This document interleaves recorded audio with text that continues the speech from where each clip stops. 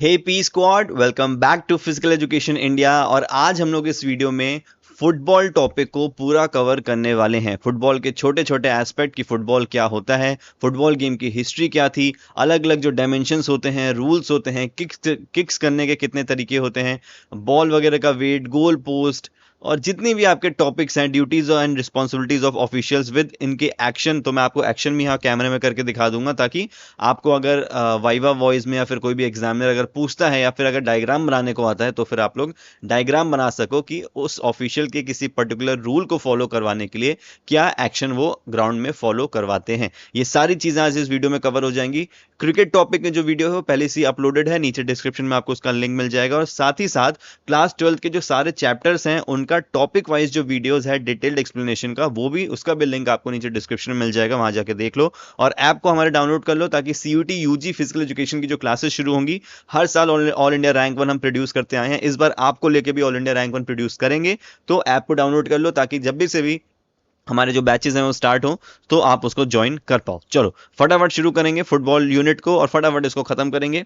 आपके ISC board हो, CBSE board हो, या फिर सीयूटी यूजी में जो यूनिट 3 आने लगा है उससे रिलेटेड हो, तो ये सारे एग्जाम्स के लिए आपको बहुत ज़्यादा ज़रूरी है इस टॉपिक को अच्छे से पढ़ना, और सारे गेम्स के टॉपिक पढ़ना बहुत ज़्यादा ज़रूरी है। फुटबॉल की बात करते हैं। फुटबॉल होता क्या है? तो एक ये गेम होता है between two teams of 11 players each. दोनों टीम में 11-11 प्लेयर्स होते हैं। अब ये एक्सटेंड करता है, जैसे क्रिकेट में हमने बात करी थी कि 11+5, जो 5 लोग होते हैं वो बाहर बैठते हैं, 12th मैन और स्क्वाड के मेंबर्स होते हैं रिप्लेस करने के लिए अगले मैच में। वैसे ही फुटबॉल में भी 11 प्लस कुछ और प्लेयर्स हो सकते हैं, ये 6, 7, 8 कितने भी जा सकते हैं। Played with one spherical ball and 2 goal post. तो एक स्फेरिकल बॉल होती है और 2 गोल पोस्ट होते हैं, जहां पे गोलकीपर्स जिसको डिफेंड करते हैं, और यही मेन टारगेट होता है टीम्स का कि वो बॉल को गोल पोस्ट के अंदर डाल के गोल को स्कोर करें। Players use feet, head, torso except hands. तो प्लेयर्स जो है वो अपने फीट, अपने हेड और अपना टॉर्सो रीजन जो है, बॉडी का जो रीजन है, उसको पूरा यूज करके बॉल को कंट्रोल कर सकते हैं, गेम को खेल सकते हैं। लेकिन जो नॉर्मल आपके 10 प्लेयर्स हैं वो अपने हैंड यूज नहीं कर सकते हैं। हैंड कौन यूज कर सकता है? सिर्फ और सिर्फ गोलकीपर जो होते हैं वही अपने हाथ को यूज कर सकते हैं, और वो भी उनका एक डी एरिया होता है, एक पेनाल्टी एरिया होता है, उसके अंदर ही वो उसको यूज कर सकते हैं। अगर उसके बाहर जाके वो अपने हाथ का यूज करते हैं बॉल को रोकने के लिए, तो उनको कार्ड वहां पे मिलता है। कार्ड क्या है? बेसिकली एक तरह का पनिशमेंट होती है जो कि प्लेयर्स को मिलती है। और कार्ड आपके दो तरह के होते हैं, येलो और रेड, जिसकी बात अभी हम आगे करेंगे। चलो फटाफट थोड़ी सी हिस्ट्री देख लेते हैं। तो ये जो गेम है ये आपका इजिप्ट में ओरिजिनेट हुआ था, जिस टाइम पे उसको हारपेस्टोन भी बोला जा सकता था। उसके बाद 300 बीसी यानी कि बिफोर कॉमन एरा और 500 बिफोर कॉमन एरा के बीच में ये गेम चाइना में इवॉल्व हुआ, ठीक है, जिसको सोचू बोला जाता था। पता नहीं क्या प्रोनाउंस होता है, बट आप इसको सोचू कह सकते हो।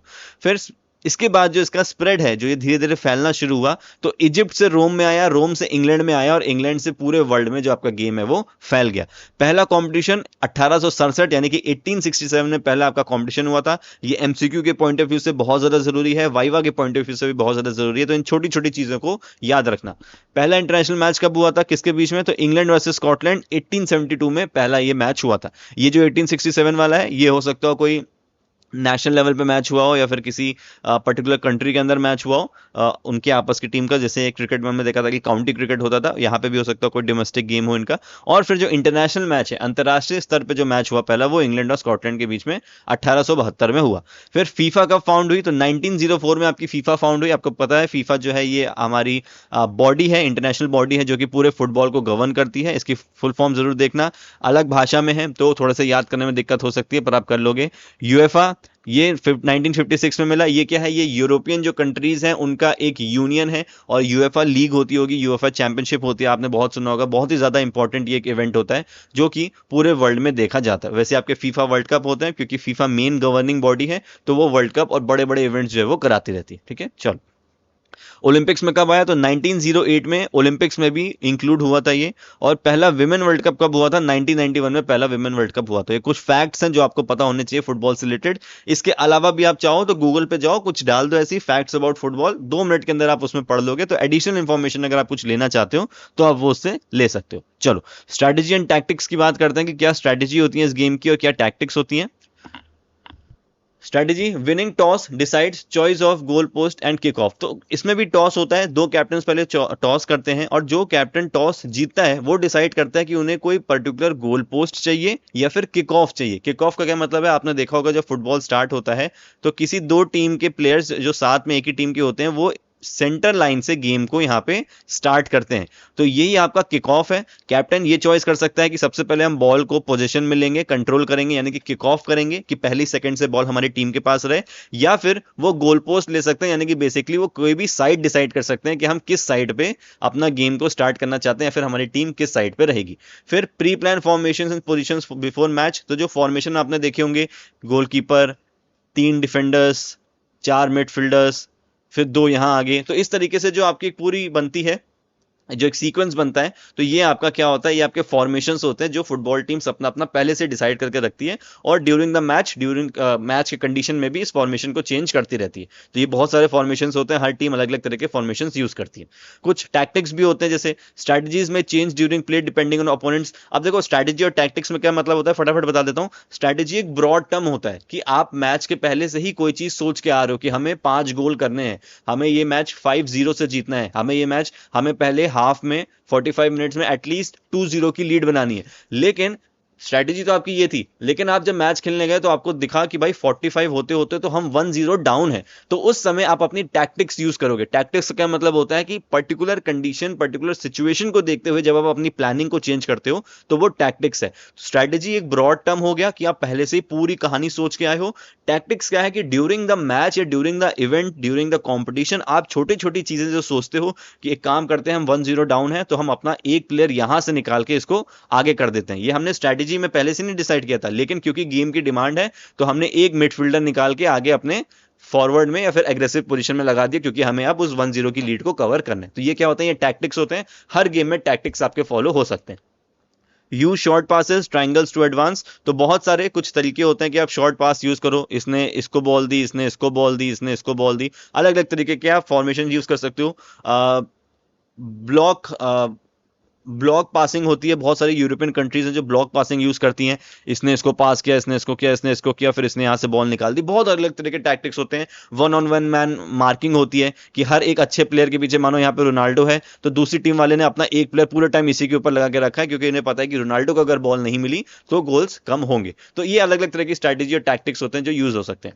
अटैक और defence depends on player skill and situation, तो टीम का अटैक करना या डिफेंस करना डिपेंड करता है प्लेयर की स्किल्स पे और सिचुएशन पे कि आपको क्या करने की जरूरत है। मानो कि कोई अच्छा सेफ मैच चल रहा है, आप 5-0 की लीड पे हो, तो आपको इतना ज्यादा अटैक करने की जरूरत नहीं है। आप चाहो तो बॉल को पीछे रोक सकते हो और आपस में पास करते हुए गेम को आगे बढ़ा सकते हो, टाइम स्पेंड कर सकते हो, ताकि आप मैच इजीली जीत जाओ। ठीक है। परफॉर्मेंस इंप्रूव कैसे होगी, तो balance skill with body strength, जो आपकी स्किल्स हैं उनको बॉडी स्ट्रेंथ के साथ मैनेज करो। ये नहीं कि दिन भर जिम में लगे हुए हो, अपने क्वाड्स यानी कि जो थाइज है उसको स्ट्रॉन्ग करो, स्किल्स भी आपको अपनी अच्छी करनी पड़ेंगी। Use coach drills for skill improvement, coach की मदद लेकर ड्रिल्स करो। Apply athletic drills and reduce body fat percentage, अपना बॉडी फैट परसेंटेज डाउन रखो, लेकिन बहुत ज्यादा नहीं, एक जो पर्टिकुलर रेशियो होता है उसके अंदर आपको रहना है, और आप ड्रिल्स करके बॉडी फैट परसेंटेज को डाउन करो। Follow proper diet and weight training, एक अच्छी डाइट और वेट ट्रेनिंग को फॉलो करो, तो इससे आपका जो गेम है वो इंप्रूव होगा।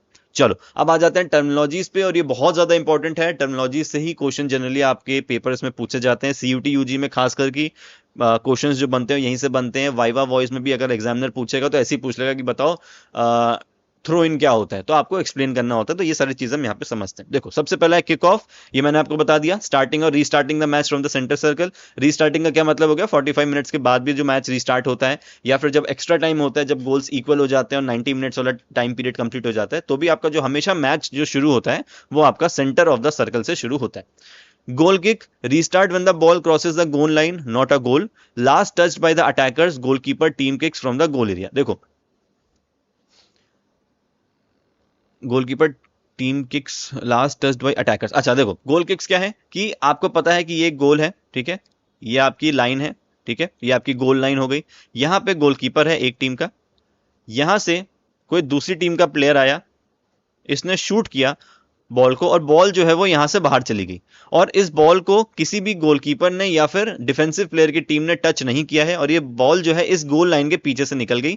तो अब जो बॉल का पोजीशन मिलेगा वो किसको मिलेगा, वो गोलकीपर को मिलेगा, और इसी को हम गोल किक बोलते हैं। जब गोलकीपर किक करता है, तो गोलकीपर किक कर रहा है तो उसको हम क्या बोल रहे हैं, गोल किक, ठीक है। और ये कब होता है, जो पीछे की गोल लाइन होती है, अटैकिंग प्लेयर जब बॉल को मार देता है और वो गोल में ना जाके कहीं इधर उधर चली जाती है, गोल पोस्ट के पीछे निकल जाती है लाइन के, तो गोल किक वहां पे होती है। फिर कॉर्नर किक की बात करें, restart when the ball crosses goal line, not a goal. Last touch by defenders, taken from the nearest corner. अब देखो, मानो कि इस प्लेयर ने हिट किया, ठीक है, बॉल ने हिट की, दूसरी टीम का है, बॉल इस गोलकीपर को लगी और इस गोलकीपर ने बॉल को डिफेंड करते हुए बॉल को डिफ्लेक्ट कर दिया और ये बॉल जो है वो उसी गोल लाइन के पीछे से चली गई। यानी कि सेम सिचुएशन है गोल किक में, जहां पे अटैकर से बॉल जा रही थी, अब उसी गोल लाइन के पीछे जो बॉल जाएगी वो गोलकीपर से टच होके, या फिर इस गोलकीपर का कोई और अगर प्लेयर हो, उसने डिफेंस करने के चक्कर में या फिर उससे भी डिफ्लेक्ट होकर अगर बॉल यहां पीछे निकल जाती है गोल लाइन के, तो उस कंडीशन में कॉर्नर किक होती है। अब अगर बॉल आपकी इस साइड गई तो यहां पे साइड में एक फ्लैग होता है, जो आपका ये पूरी एक लाइन होती है, अभी हम इसको आगे एक डायग्राम में भी देखेंगे, तो यहां पे एक फ्लैग लगा होता है, वहां से कॉर्नर किक ली जाती है, जहां पे इस टीम का प्लेयर आके किक करेगा और अपने प्लेयर्स को बॉल पास करेगा, या वो शॉर्ट पास कर सकता है, लॉन्ग पास कर सकता है, वो उनकी स्ट्रेटेजी के ऊपर डिपेंड करता है, ठीक है। तो इस तरीके से आपकी गोल किक और कॉर्नर किक होती है। थ्रो इन क्या है? Restart when ball crosses the touch line, thrown in by hands from where it went out. अब ये आपकी गोल लाइन हो गई, ये जो साइड में आपकी लाइन होती है जो अराउंड 90 मीटर्स की होती है अप्रॉक्स, उससे ज्यादा भी हो सकती है, डिपेंड करता है। यहां पे जब बॉल बाहर जाती है तो इस कंडीशन में जो प्लेयर्स होते हैं वो थ्रो इन करते हैं, वो अपने पैर से बॉल को पास नहीं करते, आपने देखा होगा वो बॉल को ऐसे ऊपर सर के ऊपर लेके अंदर की तरफ फेंकते हैं, तो वो आपका थ्रो इन कहलाता है। जब बॉल आपकी साइड लाइन, ये आपकी लाइन है, इसको हम टच लाइन भी बोल सकते हैं और इसको हम साइड लाइन भी बोल सकते हैं, इससे जब बॉल बाहर जाती है तो जो अपोनेंट टीम होती है उनको बॉल मिल जाती है। मानो कि इस पर्पल टीम ने बॉल को यहां से बाहर भेजा तो रेड टीम को यहां पे बॉल मिल जाएगी और उनका कोई एक प्लेयर अंदर से जाके थ्रो इन करेगा। अब उसके भी कुछ रूल्स हैं कि आपके पैर लाइन पे ही रहने चाहिए, लाइन के अंदर रहने चाहिए, आपके दोनों फुट नीचे जमीन पे होने चाहिए जब आप बॉल को थ्रो करो। ऐसा नहीं कि आपने एक पैर उठा के थ्रो कर दिया, दोनों टोज एटलीस्ट आपके फुट जमीन पे होने चाहिए, तभी आपका जो थ्रो है वो लीगल माना जाएगा, ठीक है। फिर है ड्रॉप्ड बॉल, ये क्या होता है? Neutral restart when play stops for reason not covered by other laws. Dropped ball क्या होती है कि अंपायर बस ऐसे बॉल को लेके प्लेयर के सामने गिरा देता है और फिर मैच वहां से कंटिन्यू हो जाता है और ज्यादा कुछ ये नहीं होता है, ठीक है। अब ड्रिबलिंग है, ये प्लेयर एक्शंस के अंदर आ गया। जब अब आपने देखा होगा कि मेसी हो गए, एम्बापे हो गए, रोनाल्डो हो गए, नेमार हो गए, ये लोग इसलिए फेमस है क्योंकि इनके ड्रिबल्स बहुत अच्छे हैं। ये प्लेयर्स को, जो हम लोग हिंदी में नॉर्मली बोलते हैं ना, बॉल को कटाना, तो ये जो बॉल को कटा के ड्रिबल करते हुए निकाल के ले जाते हैं, ये क्या है? ये एक स्किल है फुटबॉल की, जहां पे आप बॉल को कंट्रोल करते हो और रनिंग के साथ साथ अपने प्लेयर्स को डिस्टर्ब करते हुए और उनसे बॉल को निकालते हुए चले जाते हो, तो ये आपका ड्रिबलिंग है। बास्केटबॉल में ड्रिबलिंग किसी और तरीके की होती है, वो उनके गेम के हिसाब से है। फिर पासिंग है, बॉल अपने टीममेट को दे देना। हेडिंग है, जब हम सर से बॉल को मारते हैं तो हेडिंग हो गया। टैकलिंग है, जब हम प्लेयर्स को टैकल करते हैं उनसे बॉल को छीनने के लिए। फिर वॉली है, वॉली का क्या मतलब होता है? बॉल ग्राउंड पे टच नहीं करी और उससे पहले आप हिट कर दो। मानो कि यहाँ पे एक प्लेयर खड़ा है, ये प्लेयर ए है, इसने अपने पार्टनर को यहाँ पे बॉल पास करी, इसने डायरेक्ट बॉल पास करी और इसने बॉल को हवा में ही हिट करके किसी दूसरे प्लेयर, तीसरे प्लेयर के पास फेंक दिया, तो ये आपकी वॉली कहलाएगी। फिर क्रॉस है, क्रॉस क्या होता है? इन सबको मैं हटाता हूं। अब देखो, क्रॉस समझना क्या होता है, बहुत सिंपल सी चीज होती है और फुटबॉल में बहुत ज्यादा इंपॉर्टेंट है, बहुत ज्यादा गोल्स इसके थ्रू होते हैं। ये मानो गोलकीपर है रेड टीम का, ठीक है, ये आपका स्कूल का रेड हाउस है, आप ऐसे मान लो। यहां से आपका ग्रीन हाउस का प्लेयर्स आए, ठीक है, ये साइड में दौड़ रहा है, एक यहाँ पे भी ग्रीन हाउस का प्लेयर है, एक यहाँ पे भी ग्रीन हाउस का प्लेयर है। अब इसने क्या किया? इसने बॉल को अंदर की तरफ ऐसे पास किया ताकि ये प्लेयर्स जो हैं इस बॉल को हेड करके या फिर अपने फुट से हिट करके बॉल को अंदर डाल पाए। तो ये जो पासिंग होती है इसको क्या बोलते हैं? हम इसको क्रॉस बोलते हैं। क्या मतलब है? Long pass from the wing into the penalty area. तो ये आपके विंग एरिया होते हैं, जो प्लेयर्स यहाँ पे खेलते हैं उनको विंगर बोला जाता है। तो यहां से जब बॉल को सीधे अंदर पास किया जाता है और फिर यहां से कोई प्लेयर उसको यूज करके बॉल को गोल में डालने की कोशिश करते हैं, तो उसको हम लोग क्रॉस बोलते हैं और इसका बहुत यूज होता है फुटबॉल के अंदर। Then shot on target, a strike that would enter the goal if not safe. तो अगर यहाँ पे गोलकीपर बॉल को सेव नहीं कर पाया और बॉल आगे यहाँ पे जाके लग गई तो ये आपका अंदर चली गई, तो ये शॉट ऑन टारगेट आपका कहलाता है, ठीक है। चल, ऑफसाइड की बात करें। ऑफसाइड क्या है? Attacker is near to the opponents goal than both the ball and the second last defender when the ball is displayed. देखो, अब ऑफसाइड थोड़ा सा आपको समझना पड़ेगा और थोड़ा सा मैं आपको समझाने की कोशिश करता हूं। मैं आपको इस ये जो आपका एक ये पूरा बना हुआ है, इस पे मैं आपको समझाता हूं, थोड़ा सा ध्यान से समझना। पहले मैं आपको एकदम बेसिक टर्म बता देता हूं और फिर थोड़ा सा मैं आपको कॉम्प्लिकेट करके इसको बताऊंगा। देखो, मानो कि यहाँ पे रेड टीम का गोलकीपर है और यहाँ पे रेड टीम के डिफेंडर्स हैं, ठीक है, और यहाँ पे एक येलो टीम है जो यहाँ पे अटैक करे। येलो टीम को कहाँ अटैक करना है? इस तरफ, क्योंकि यहाँ पे रेड का गोलकीपर है और कुछ येलो के अटैकर्स यहाँ पे, ठीक है। ये एक इमेज आपको समझ में आ रहा होगा। ये तीनों डिफेंड करने पे लगे हैं और ये तीनों क्या कर रहे हैं? अटैक करने जा रहे हैं। अभी अगर ये कंडीशन है तो ये एकदम सेफ कंडीशन है कि भाई जो प्लेयर है येलो टीम के वो कोई भी एडवांटेज नहीं ले रहे हैं। आपका जो ऑफसाइड रूल होता है वो क्या होता है, बेसिकली ये एडवांटेज ना मिले किसी टीम को, उसको बचाने के लिए होता है। अब खुद सोचो, अगर एक येलो टीम का प्लेयर यहां पे जाके पहले से ही खड़ा हो जाए और बॉल यहां से उसको सीधे पास कर दी जाए, तो ये तो डिसएडवांटेज हो गया ना भाई, कि यार तुम तो ऐसे सारे प्लेयर्स अपने 3-4 प्लेयर्स यहीं खड़ा कर दोगे गोल के पास, तो ये तो गलत हो गया, इनको सीधे बॉल मिलेगी, वो गोल मार देंगे। तो इस एडवांटेज से बचने के लिए ऑफसाइड रूल बना है कि ये जो आपका सेकंड लास्ट डिफेंडर होता है, जैसे कि ये आपके पहले डिफेंडर हो गए, गोलकीपर को हम पहला डिफेंडर मानेंगे, और जो आपका सेकंड लास्ट डिफेंडर होता है उसमें एक इमेजिनरी लाइन होती है। अगर कोई भी अटैकिंग टीम का प्लेयर इससे आगे जाने की कोशिश करता है और उसके पास बॉल नहीं है ना, अगर कोई मानो कि कोई प्लेयर है जो अच्छा स्प्रिंट करता है, उसके पास यहीं पे बॉल आ गई और वो यहां से फिर आगे निकल जाए, तब तो चलेगा, क्योंकि इसने जब बॉल को रिसीव किया तो ये इसके पीछे था, पीछे की तरफ था। लेकिन अगर मानो कि ये प्लेयर यहां जाके खड़ा हो जाए चुपचाप कि इसको पास मिले और फिर ये प्लेयर इसको यहां पे पास करेगा, तो ये ऑफसाइड हो जाएगा। क्यों? क्योंकि ये जो सेकंड लास्ट डिफेंडर था ये इसके आगे जाके खड़ा हुआ था, यानी कि गोलकीपर फर्स्ट डिफेंडर और सेकंड डिफेंडर के बीच में जाके खड़ा था, इसीलिए इसको हम ऑफसाइड कहेंगे, क्योंकि ये यहां पे एडवांटेज ले रहा है अपनी पोजीशन का। तो ये आपका क्या होता है, ये आपका ऑफसाइड रूल होता है। अच्छा, एक कंडीशन कभी कभी क्या होती है कि मानो कोई प्लेयर यहां से भाग रहा है, ठीक है, अब अगर इसने यहां पे बॉल पास करी, इसने बॉल को रिलीज कर दिया और फिर ये प्लेयर भाग रहा है और अंपायर्स को लगता है कि भाई बॉल को रिलीज करने के बाद, एक अच्छा पास करने के बाद ये प्लेयर यहां से आगे निकला है, तो वो उसके ओके भी बोल सकते हैं, कोई दिक्कत नहीं है, क्योंकि उसने बॉल को वो इस तरीके से पास करवाया कि वो उस प्लेयर के बाद में आगे निकलेगा, पहले से वो आगे जाके नहीं खड़ा हुआ है। तो ये एक स्ट्रैटेजी हो सकती है येलो टीम की, कि उन्होंने पहले से प्लेयर को इशारा कर दिया कि मैं पास करने वाला हूं, तुम निकलो। तो इस तरीके से भी जो ऑफसाइड होता है ये अंपायर डिसाइड करता है। मेन आपको ये समझने की जरूरत है कि डिफेंडिंग टीम के फर्स्ट डिफेंडर यानी कि गोलकीपर और सेकंड डिफेंडर के बीच में पहले से कोई प्लेयर जाके ना खड़ा हो जाए एडवांटेज लेने के लिए, तो ये आपका ऑफसाइड कहलाता है। बाकी अगर इसको और डिटेल में पढ़ना है तो यूट्यूब पे वीडियोस आपको बहुत सारे अच्छे अच्छे प्लेयर्स के और कोचेस के मिल जाएंगे, देख लेना, एक एक दो दो मिनट के वीडियोस होंगे, ताकि आपको और अच्छे समझ में आ जाए। बेसिक जो होते मैंने आपको समझा दिया। बाकी जब थ्रो इन होता है या कॉर्नर किक होती है तो उसके पहले अटेम्प्ट में ये चीजें यूज नहीं होती हैं, उसके बाद फिर ये भी लागू हो जाता है। देख लेना, इतना ज्यादा कॉम्प्लिकेटेड मत करो इसको, सिंपल समझ लो, आप इसको बता पाओगे। फिर हैंडबॉल है, जब बॉल हाथ से लग जाती है। फाउल, कोई इलीगल कॉन्टैक्ट है, आपने पुश कर दिया, किसी को पकड़ लिया तो फाउल हो जाएगा। Yellow card, caution for misconduct, आपको एक वार्निंग मिलती है। रेड कार्ड, आपको सीधे सीधे बाहर भेज दिया जाता है, और अगर आपको 2 येलो कार्ड भी मिलते हैं तो भी आपको वो आपका एक रेड कार्ड हो जाता है और आपको फिर मैच से बाहर भेज दिया जाता है। फ्री किक क्या होती है? अवॉर्डेड आफ्टर अ फाउल, ये डायरेक्ट या इनडायरेक्ट हो सकती है, इसको हम नीचे देखेंगे। जैसे किसी प्लेयर ने ये सेंटर है, मानो कि यहाँ पे कहीं फाउल कर दिया, तो जिस प्लेयर ने फाउल किया उसकी अपोजिट टीम को बॉल मिल जाएगी और वो वहां से फ्री किक कर सकता है। बॉल को यहाँ पे रख दिया जाएगा और वो प्लेयर यहाँ से आराम से बॉल को पास कर सकता है या फिर डायरेक्ट गोल में हिट करने की कोशिश कर सकता है। डायरेक्ट और इनडायरेक्ट का यही मतलब होता है, अभी हम नीचे इसको डिस्कस करेंगे। पेनल्टी किक क्या है? Awarded for a foul inside the penalty area, तो ये जो आपका पेनल्टी एरिया है, अगर इसके अंदर कोई फाउल हुआ है तो फिर यहाँ पे एक मौका मिलता है टीम को। आपने पेनल्टी जरूर देखी होंगी, जिसने नहीं देखी मैं बता देता हूं, कि आपका सिर्फ इसमें 1-on-1 प्ले हो जाता है। गोलकीपर यहां खड़ा है और जो अटैकिंग टीम का प्लेयर है वो यहां खड़ा है, यहां पे बॉल आपकी रखी है और ये जाके सीधे बॉल को हिट कर सकता है और गोलकीपर को इसको रोकना है।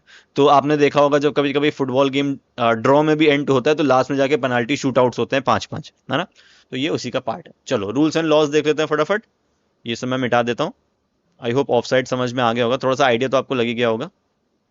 अगर मैं और ज़्यादा डिटेल में बताने जाऊंगा कि और क्या छोटी छोटी चीज़ें होती हैं, किस तरीके से क्या क्या टेक्नोलॉजी आ गई हैं, तो बहुत ज़्यादा टाइम लग जाएगा इस वीडियो में, तो थोड़ा सा आप लोग देख लेना। अदरवाइज आप कमेंट कर देना, मैं कोई अलग से वीडियोस बना दूंगा ये जो कॉम्प्लिकेटेड टर्म्स हैं उनकी समझाते हुए आपको। चलो प्ले फील्ड की बात करते हैं। तो लॉन्गर बाउंड्री लाइंस, ये जो लंबी बाउंड्री लाइंस आपको दिख रही है दोनों तरफ, ये क्या है? ये इसको हम बोल सकते हैं टच लाइन, या फिर हम इसको साइड लाइन भी बोलते हैं आम भाषा में, ठीक है।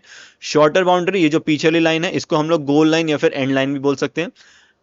Halfway line divides the field, ये आपकी सेंटर लाइन या हाफवे लाइन है जो कि फील्ड को डिवाइड कर रही है। और फ्लैग पोस्ट, आपके जो मैंने आपको फ्लैग बताया था, जो कॉर्नर किक आपकी होती है वो यहां से होती है इस रीजन से, और यहाँ पे आपके फ्लैग्स लगे होते हैं, ठीक है। फ्लैग क्यों लगे होते हैं? आइडिया देने के लिए लगे होते हैं प्लेयर्स को कि this is the end of the playing area, तो इस तरीके से आपके यहाँ पे फ्लैग लगे होते हैं। Goals place at the centre of each goal line, तो आपके ये गोल होते हैं जो हर सेंटर लाइन के दोनों तरफ बीच में होते हैं और इनको डिफेंड किया जाता है। पोस्ट जो होते हैं वो नेट से अटैच होते हैं, तो जो पोल होते हैं आपके गोल के, ये किससे अटैच होते हैं? ऐसे आपका पोल होता है और ये आपके अंदर नेट से पूरे अटैच होते हैं, ठीक है। ये वुड का हो सकता है या मेटल का हो सकता है और व्हाइट कलर का होना चाहिए। Ball can be replaced if defective of bast, तो अगर बॉल फट जाती है, खराब हो जाती है, तो उसको रिप्लेस भी किया जा सकता है, ठीक है। स्टार्ट ऑफ प्ले हमने देख लिया, कॉइन टॉस हमारा होता है। टाइप्स ऑफ किक देख लेते हैं। तो पेनाल्टी किक की देखो हमने बात कर ली थी, ये आपकी पेनाल्टी किक है। यहाँ पे प्लेयर क्या कर रहा है, गोलकीपर अकेला और प्लेयर सामने है 1-on-1, और ये वहां यहाँ से बॉल को हिट कर रहा है। ये कहीं भी बॉल को हिट कर सकता है और इसका काम है बॉल को रोकना, ठीक है।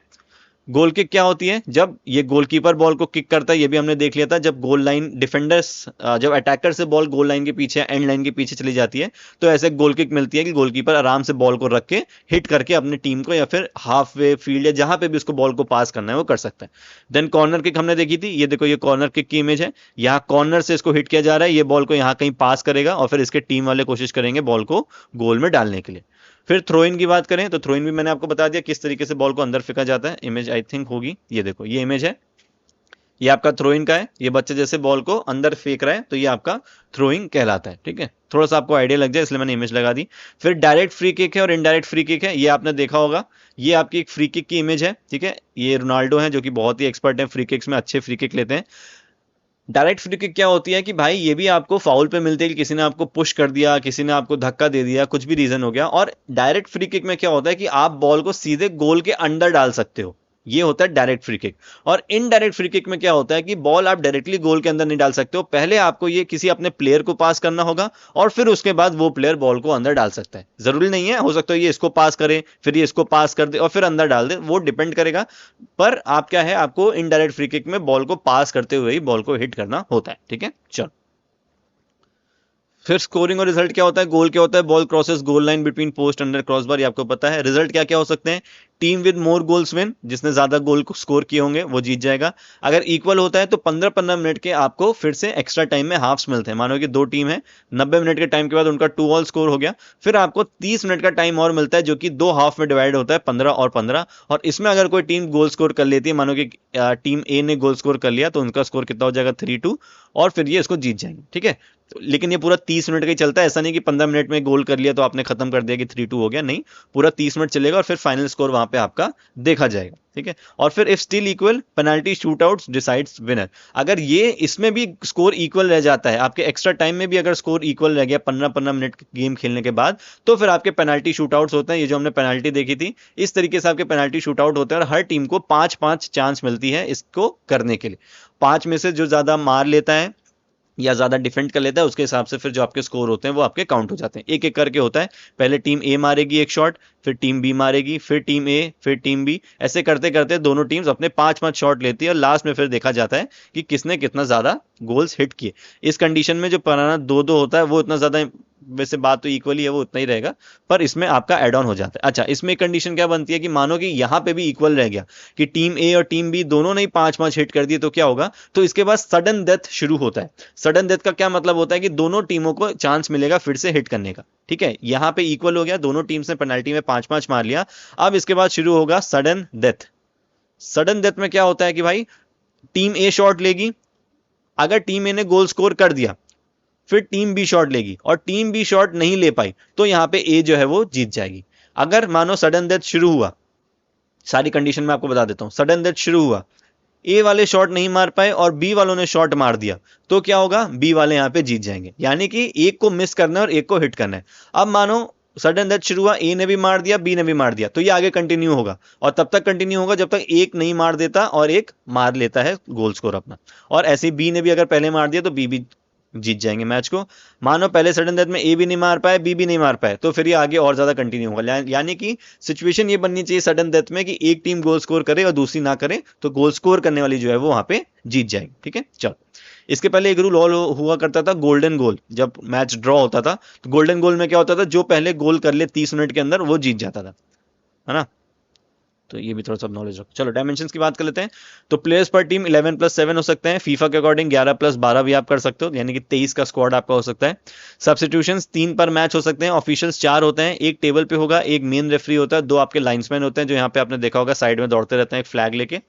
ड्यूरेशन 2 हाफ्स होते हैं 45 मिनट्स ईच के, यानी कि 90 मिनट का आपका ड्यूरेशन होता है, और इंटरवल बीच में आपसे आपको 5 से 10 मिनट, या ये डिपेंड कर सकता है कि अलग अलग टूर्नामेंट पे डिपेंड करता है कि टाइम थोड़ा सा ज्यादा भी आपका हो सकता है।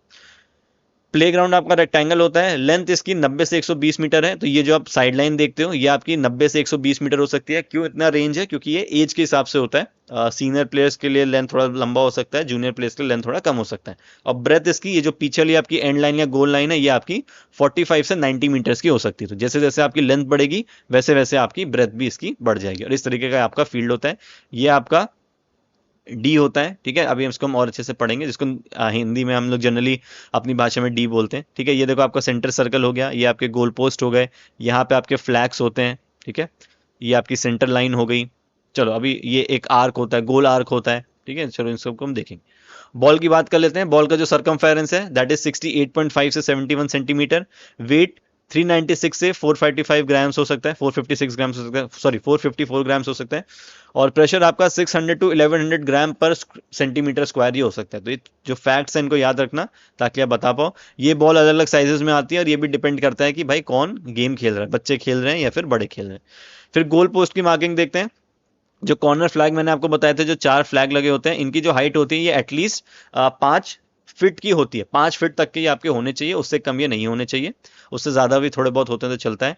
गोल पोस्ट की जो हाइट है होती है आपकी, ये 8 फीट होती है। लेंथ जो होती है ये आपकी, चलो आप इसको मीटर में याद करना क्योंकि हम लोग जो सिस्टम पढ़ते हैं उसमें मीटर्स की बात करते हैं। तो 2.44 मीटर्स आपकी इसकी हाइट हो गई और 7.32 मीटर्स इसकी लेंथ हो गई, ठीक है। फिर विड्थ कितनी है? तो जो गोल एरिया होता है, मैं आपको गोल एरिया दिखाता हूं, इसमें समझ में आएगा। ये देखो, ये जो गोल एरिया होता है, ये वाला जो आपका एरिया है, ये जो आपको लाइन दिख रही है यहाँ पे, है ना, ये जो आधा रेक्टेंगल दिख रहा है छोटा वाला, इसको हम गोल एरिया बोलते हैं। और इसका कितना साइज होता है? इसकी लेंथ होती है 5.5 और इसकी विड्थ भी 5.5 ही होती है, ठीक है। कुछ गड़बड़ दिया यहाँ पे, ये कोई चीज गड़बड़ दी है आई थिंक। दोनों सेम नहीं हो सकती। चलो मैं कमेंट में पिन कर दूंगा इसका, जो सही भी हो सही होगा, ठीक है। सेंटर रेडियस का जो सर्कस है दैट इज 9.15 मीटर्स, ये जो बीच में आपको सर्कल दिख रहा है, ठीक है। और पेनाल्टी एरिया की जो लेंथ है दैट इज 16.5 मीटर्स। तो ये आपका, ये जो पेनाल्टी एरिया है, ठीक है, ये आपका 16.5 मीटर्स है और ये आपका पेनाल्टी आर्क कहलाता है। जो भी इसका सही डायमेंशन होगा वो मैं कमेंट कर दूंगा, आप लोग पिन कमेंट में जरूर एक बार रीड कर लेना अगर कुछ चेंजेस होंगे तो। चलो गेम टेक्निक्स एंड स्किल्स की बात करते हैं। तो किकिंग स्किल्स देख लो। हम लोग टो किक कर सकते हैं for long distance kick with toe. तो टो के आगे से बॉल को हिट करते हैं, बॉल टो को बॉल के नीचे डालते हैं और बॉल को लिफ्ट करने की कोशिश करते हैं जब हमें लॉन्ग डिस्टेंस पास करने होते हैं। इन स्टेप किक कर सकते हैं for medium distance non striking foot beside ball. तो जो नॉन स्ट्राइकिंग फुट होता है उसको बॉल के बगल में रखा और मेन फुट के अंदर वाले हिस्से से हमने बॉल को हिट कर दिया जब हमें जनरली दूर बॉल को मारना होता है। आउट स्टेप किक, उसी पैर के बाहरी हिस्से से जब हम धीरे से बॉल को पास करना चाहते हैं तो आउट स्टेप किक हम यूज कर सकते हैं। जैसे ये आपका इनस्टेप किक का एग्जांपल है, आप देख सकते हो कि अंदर वाले हिस्से से हिट कर रहा है और जब हम इस बाहर वाले हिस्से से बॉल को हिट करेंगे तो बहुत ज्यादा पावर जनरेट नहीं होती है, बट हम लोग बॉल को पासिंग करने के लिए भी यूज कर सकते हैं। फिर जो एडवांस प्लेयर्स हैं वो इससे भी बॉल को अच्छा शूट कर पाते हैं। ड्रॉप किक क्या है? Ball is kicked at the moment it bounces after being dropped. मानो कि बॉल आई, बॉल ऊपर से आई यहाँ पे और जैसे ही यहाँ पे गिरी, जैसे ही हल्का सा इसने बॉल ने बाउंस लिया, किसी प्लेयर ने आके इसको यहाँ पे हिट कर दिया। वॉली क्या थी कि बॉल डायरेक्ट आपके पैर पे आ रही थी और ड्रॉप किक में क्या है कि बॉल बाउंस होके हल्का सा ऊपर उठती है बाउंस होने के बाद, तो ये आपको बॉल को आप हिट कर देते हो, ठीक है। फिर ड्रिबलिंग टेक्निक्स हैं। Move the ball with light strokes, धीरे धीरे बॉल को आगे लेके जाओ हल्के हल्के। Use the evade opponents and advance towards goal, अपने ओपोनेंट्स को अवॉइड करने के लिए कि आपका ओपोनेंट आ रहा है डिफेंस करने के लिए, आप उसको बॉल को धीरे से यहाँ से निकाल लो और गोल की तरफ लेके जाओ। स्पीड चाहिए, डायरेक्शन कंट्रोल चाहिए और सिंक्रोनाइजेशन चाहिए, यानी कि काइंड ऑफ एजिलिटी आपको चाहिए अगर आप इस पर्टिकुलर स्किल को डेवलप करना चाहते हो। फिर हेडिंग स्किल में strike ball with head, need accurate idea of height, direction and timing. आपको हाइट पता होनी चाहिए, बॉल कितनी हाइट से आ रही है, किस डायरेक्शन में मारना है और किस टाइमिंग पे मारना है, ये भी आपको पता होना चाहिए। यूज टू स्कोर गोल्स और क्लियर रीडायरेक्ट द बॉल, इसको गोल स्कोर करने के लिए भी यूज कर सकते हैं। जो हमने बात करी थी क्रॉस की, कि प्लेयर ने क्रॉस किया तो यहां से अगर हाइट आई है बॉल में काफी ज्यादा तो ये सीधे सीधे हेड से बॉल को रिफ्लेक्ट करके गोल के अंदर मार सकते हैं।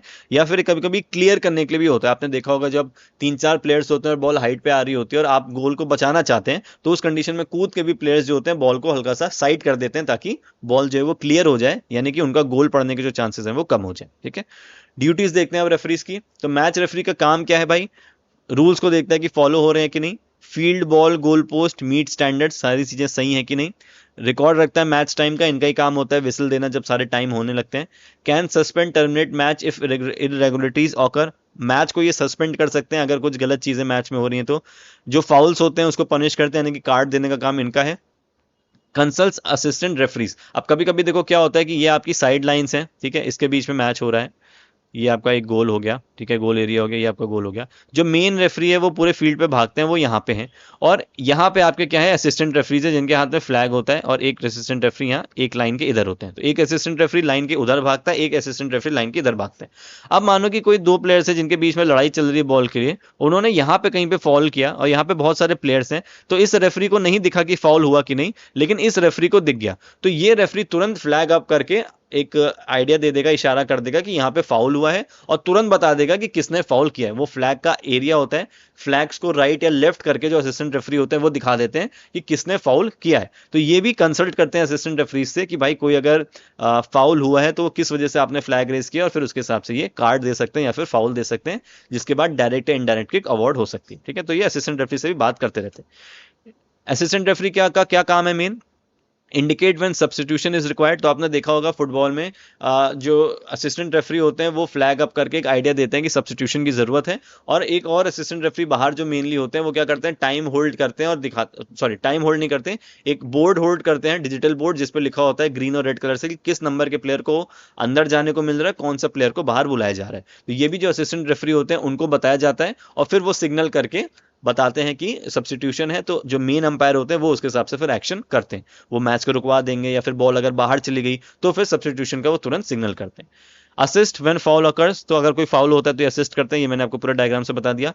Ensure ball is on out of play, अगर बॉल यहाँ पे कहीं लाइन के बाहर है और फिर धीरे से हल्की सी बाहर निकल गई तो ये विसल नहीं करेंगे, तो ये फ्लैग रेस करके तुरंत बताते हैं कि बॉल जो है वो बाहर निकल चुकी है।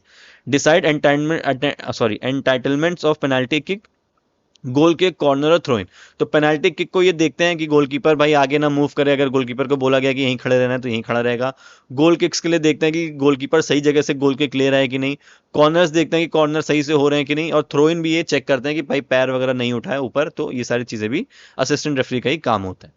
फोर्थ ऑफिशियल क्या करते हैं, ओवरसीज मैच एडमिनिस्ट्रेशन, सारी चीजों को ऊपर से बैठ के देख रहे होते हैं। Can replace another official if necessary, अगर कोई ऑफिशियल सही से ऑफिशिएटिंग नहीं कर पा रहा या उनको कोई हेल्थ इश्यू है तो उसको चेंज किया जा सकता है। Acts as communication link between official, spectators and teams, तो इनके जो अब आजकल तो बहुत मॉडर्न टेक्नोलॉजी है, हम लोग वॉकी टॉकी के थ्रू या फिर किसी भी हियरिंग डिवाइस के थ्रू हम लोग आपस में कॉन्टैक्ट में रह सकते हैं और सब आपस में बात कर सकते हैं कोई भी अगर सिचुएशन क्रिएट हो रही है उसके बारे में। Manages substitutions and ensure place follows rules when the entering exiting field, तो ये जो फोर्थ ऑफिशियल आपके होते हैं ये जनरली सारी चीजें फॉलो करते हैं, सब्स्टिट्यूशन को भी यही मैनेज करेंगे और प्लेयर्स को भी फॉलो कराते हैं सारे रूल्स कि जब आप फील्ड के अंदर जा रहे हो बाहर आ रहे हो तो किस तरीके से आपको चीजें मैनेज करनी है। ठीक है, ये देखो कुछ सिग्नल्स हैं, ये वाले आप रीड कर लेना, पर जो मेन सिग्नल्स हैं वो मैं आपको यहाँ पे बता देता हूँ इमेज के थ्रू, ये आपको ज्यादा इंपॉर्टेंट है और अगर आपको क्वेश्चन पूछा जाएगा तो इनसे पूछा जाएगा। एक बार मैं देख लेता हूँ विजिबल है थोड़ा। तो देखो एक एक अगर हम एक्शन की बात करेंगे और मैं आपको बताते चलूं तो ये क्या है आपका, ये है इनडायरेक्ट फ्री किक। तो कभी भी इनडायरेक्ट फ्री किक की हमने बात कर ली कि प्लेयर्स को क्या है कि पहले बॉल को अपने किसी टीममेट को पास करना है और फिर वो उसको गोल हिट कर सकते हैं। तो इसका सिग्नल क्या है, विसल करने के बाद जो ऑफिशियल होते हैं वो अपने हैंड को ऐसे ऊपर रेस करते हैं। ठीक है, मैं विजिबल हूँ, ठीक है, तो आपको मेरा हाथ नहीं दिख रहा होगा, बट ये क्या करते हैं ऑफिशियल पूरे अपने हाथ को ऐसे ऊपर रेस करते हैं और विसल करते हैं। तो ये आपका सिग्नल होता है कि इनडायरेक्ट फ्री किक यहाँ पे अवॉर्ड करी गई है। ठीक है, फिर ये आपका डायरेक्ट फ्री किक है, ये जो आप सिग्नल देख रहे हो, विसल किया और हाथ को रेस किया, जिस भी डायरेक्शन में बॉल को हिट करना है वो रेस किया। इसका मतलब क्या है कि डायरेक्ट फ्री किक यहाँ पे दी गई है, ये ऊपर इनडायरेक्ट हो गया और ये डायरेक्ट फ्री किक हो गया और विसल आपने साथ में कर दी, तो ये सिग्नल है कि लोगों को समझ में आ जाएगा कि यहाँ पे आपकी फ्री किक दी जा रही है। फिर ये आपका देखो एडवांटेज होता है, ये आप सिग्नल देख रहे हो ऐसे हाथ को, दोनों हाथों को ऐसे सामने की तरफ रेस करना, ये एडवांटेज है। एडवांटेज क्या होता है इस चीज को समझो कि मानो कि किसी प्लेयर ने, मानो ये एक प्लेयर ए है, ठीक है, और ये आपका प्लेयर बी है। अब प्लेयर बी ने बॉल क्या है, प्लेयर ए के पास है, ये बॉल को आगे लेके जा रहा है, प्लेयर बी ने प्लेयर ए को टैकल किया। ठीक है, प्लेयर ए थोड़ा सा डिस्टर्ब हुआ, लेकिन बॉल अभी भी प्लेयर ए के पास है और ये इसको डॉज करते हुए आगे निकल चुका है गोल करने के लिए। तो इस केस में क्या होता है, अंपायर या फिर ऑफिशियल को लगता है कि भाई जिस प्लेयर के ऊपर टैकल हुआ था बॉल अभी भी उसके कंट्रोल में है। अल्टीमेटली यही करना है कि फाउल देने के बाद हम वापस फ्री किक या इनडायरेक्ट फ्री किक देते कि बॉल वापस ए को मिल जाती और वो स्टार्ट करता। तो इंस्टेंट बॉल अभी भी ए के पास है, तो हम उसको एडवांटेज दे देते हैं कि आगे आप मैच को कंटिन्यू कर सकते हो, मैच को रोकने की जरूरत नहीं है। तो ये पूरा जो डिसीजन होता है ये ऑफिशियल का होता है, जो मेन अंपायर है उनका होता है। अदरवाइज अगर उनको कंफ्यूजन होती है तो उनके पास ऑप्शन तो है कि भाई वो रोक के फ्री किक दे दें, बट अगर उनको लगता है कि बॉल अभी भी पोजीशन में है और टैकल से थोड़ा सा डिस्टर्बेंस तो हुआ था लेकिन ज्यादा फर्क नहीं पड़ा, बॉल अभी भी सही जगह है, तो फिर वो एडवांटेज उसको दे देते हैं। और ये इसमें कुछ नहीं होता, कोई विसल नहीं होती, क्योंकि विसल का बेसिकली मतलब होता है कि मैच को रोका जा रहा है या फिर प्लेयर्स का अटेंशन ग्रैब किया जा रहा है। तो इसमें कोई विसल नहीं होती। अंपायर्स और ऑफिशियल जो होते हैं वो दौड़ते दौड़ते सिर्फ हाथ को सिग्नल कर देते हैं उसी डायरेक्शन में जिस डायरेक्शन में बॉल को लिया जा रहा है, ताकि मैच को रोका ना जाए और वो कंटिन्यू रहे। फिर ये देखो आपका सब्सटीट्यूशन का साइन है, ठीक है, ये आपके असिस्टेंट रेफरीज हैं। मैंने आपको सब्सटीट्यूशन का साइन बताया था कि जो हमारे लाइन्समैन होते हैं, जो असिस्टेंट रेफरीज होते हैं, जो बाहर रहते हैं, उनका क्या काम होता है, वो लोग बताते हैं कि सब्स्टिट्यूशन की डिमांड हो रही है, तो वो अपने फ्लैग को ऐसे ऊपर होल्ड कर लेते हैं, ठीक है, सर के ऊपर ऐसे होल्ड कर लेंगे, जिससे एक पता चलता है कि सब्स्टिट्यूशन है, और फिर अंदर जो मेन ऑफिशियल होते हैं वो अपना डिसीजन लेते हैं। फिर ये ऑफसाइड का भी मैं आपको बताता हूँ। ये देखो आपका येलो कार्ड और रेड कार्ड हो गया। येलो कार्ड और रेड कार्ड में बेसिकली कुछ नहीं है, आपको सिर्फ प्लेयर के मुंह पे जाना है, उसके सामने जाना है और कार्ड को लेके उनके सामने ऊपर की तरफ रेस कर देना है। अब प्लेयर के सामने क्यों जाना है, ताकि ऑडियंस को पता लगे कि किस प्लेयर को कार्ड दिया गया है। तो एग्जैक्टली आपको प्लेयर के सामने जाके उनके सामने कार्ड को रेस कर देना, फिर उसके बाद जो लड़ाइयां होती हैं वो सब तो आपने देखा होगा, ठीक है।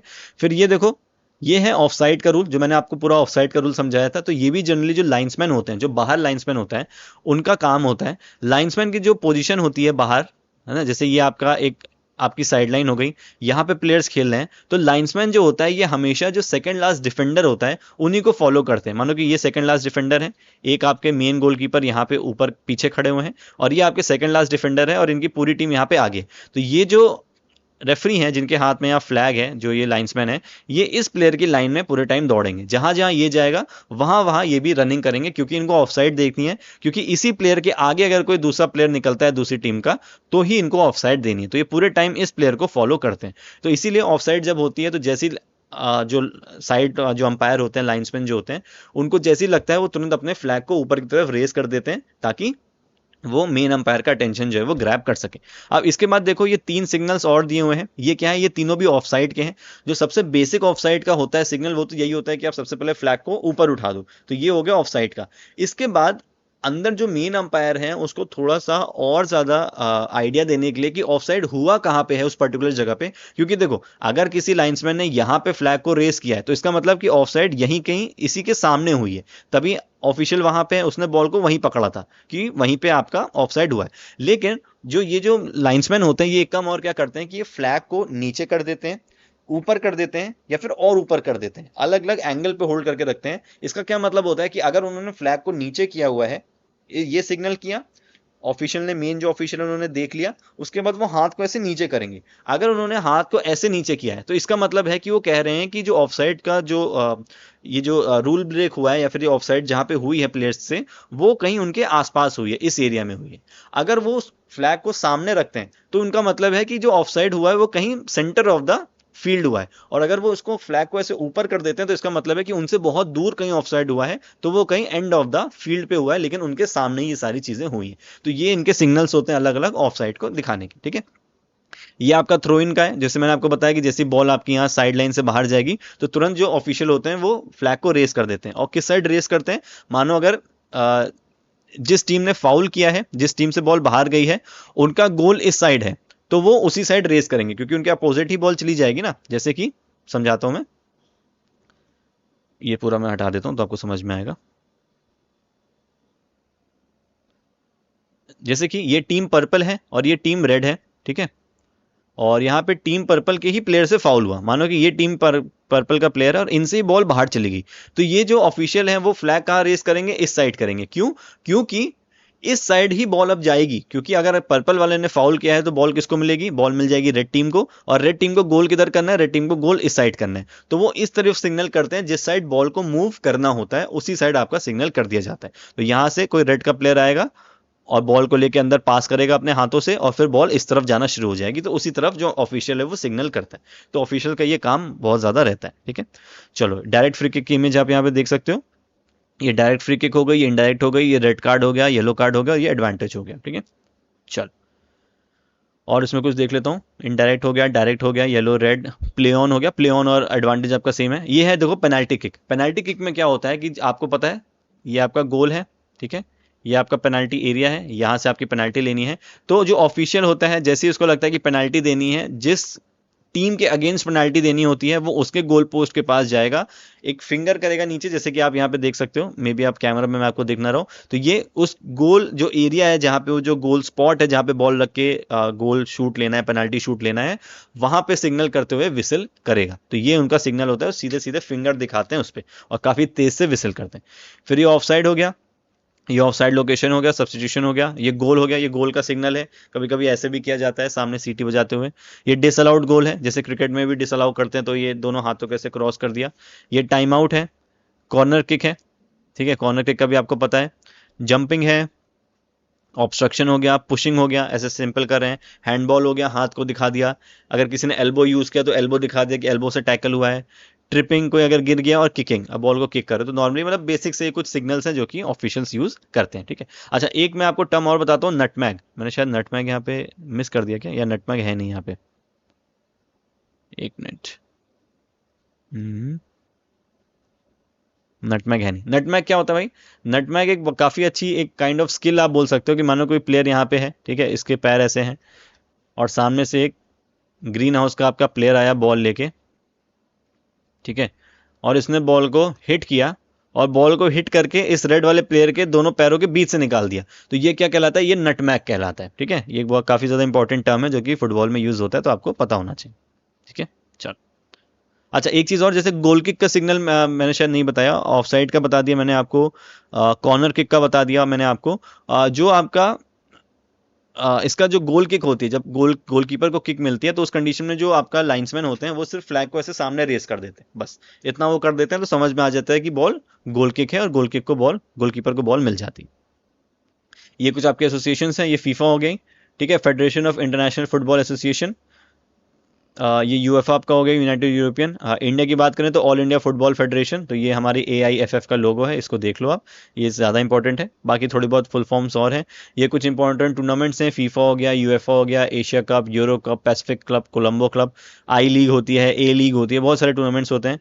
नेशनल में हमारे इंडिया में सुब्रतो कप बहुत ज़्यादा इंपॉर्टेंट है, दुरंत कप, संतोष ट्रॉफी, ये सारे बहुत ही इंपॉर्टेंट टूर्नामेंट्स होते हैं जो कि हमारे इंडिया के अंदर होते हैं, ठीक है। और ISL भी अब आप ऐड कर सकते हो इसमें, ISL भी अब बहुत ज़्यादा इंपॉर्टेंट बन गया, ठीक है। चलो, तो ये पूरा फुटबॉल के बारे में था। अगर आपका कोई डाउट है, कोई आपका कमेंट है, कोई फीडबैक है, तो आप लिख सकते हो। चैनल को सब्सक्राइब कर लेना अगर नहीं किया है तो। और भी बाकी गेम्स के जो वीडियोस हैं वो जल्दी आ जाएंगे और आपको सारी इन्फॉर्मेशन मिल जाएगी। अगर इसमें आपको कुछ और एडिशनल इन्फॉर्मेशन चाहिए या आप चाहते हो कि और डिटेल में मैं आपको समझाऊं इसको, तो फिर आप कमेंट कर सकते हो, मैं उन पर्टिकुलर टॉपिक्स का और डिटेल में वीडियोस बना दूंगा। अपना ध्यान रखो, जल्दी मिलते हैं हम अगले वीडियो में।